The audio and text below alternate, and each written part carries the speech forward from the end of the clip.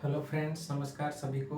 मैं Narendra, public health nursing officer, Delhi सरकार में कार्यरत, स्वागत करता हूं आपके अपने YouTube channel I centre of Narendra पर।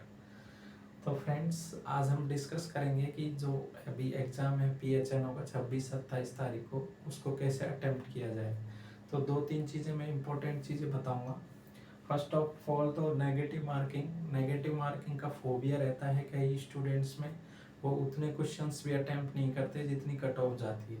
तो इस तरह का फोबिया किसी को नहीं होना चाहिए। मेरा आपसे आग्रह यही रहेगा कि यदि आपको 2 ऑप्शंस में डाउट है या 3 ऑप्शंस में भी डाउट है तो भी आपको क्वेश्चन अटेम्प्ट करना चाहिए, क्योंकि वैकेंसी बहुत कम है, टफ कंपटीशन है।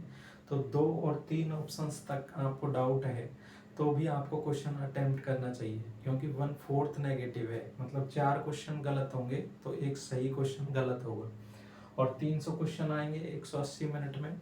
तो दूसरी चीज़ आती है टाइम मैनेजमेंट की। टाइम मैनेजमेंट बहुत ही इंपॉर्टेंट चीज़ है। आपको पहले ही प्लानिंग करके चलना पड़ेगा कि कौन से पोर्शन को कितनी मिनट देनी है। जैसे ये हिंदी का पोर्शन है, उसको 10 मिनट दे सकते हैं। जीके के 20 प्रश्नों को 10 मिनट दी जा सकती हैं।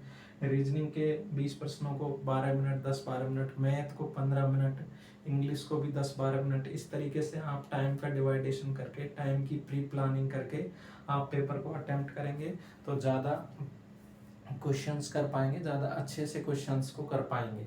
दूसरी चीज़ ये है कि किसी भी क्वेश्चंस को अपनी ईगो पे मत लेना, किसी भी क्वेश्चंस में फंस मत जाना, क्योंकि एग्जामिनर ये जानबूझ के करता है।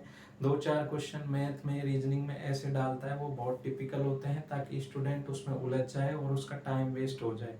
तो इन चीज़ों से आपको बचना है। आपका फर्स्ट टारगेट ये होना चाहिए कि सभी क्वेश्चन से आप गो थ्रू हो पाए।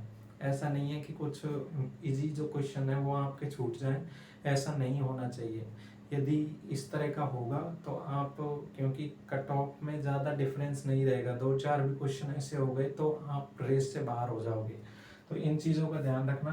किसी भी क्वेश्चन में ओवर थिंकिंग नहीं करना, किसी भी क्वेश्चन को अपनी ईगो के ऊपर नहीं लेना कि ये क्वेश्चन तो मुझसे होना चाहिए या ये तो मैं करके ही रहूँगा। इस तरह से आपकी सोच नहीं होनी चाहिए।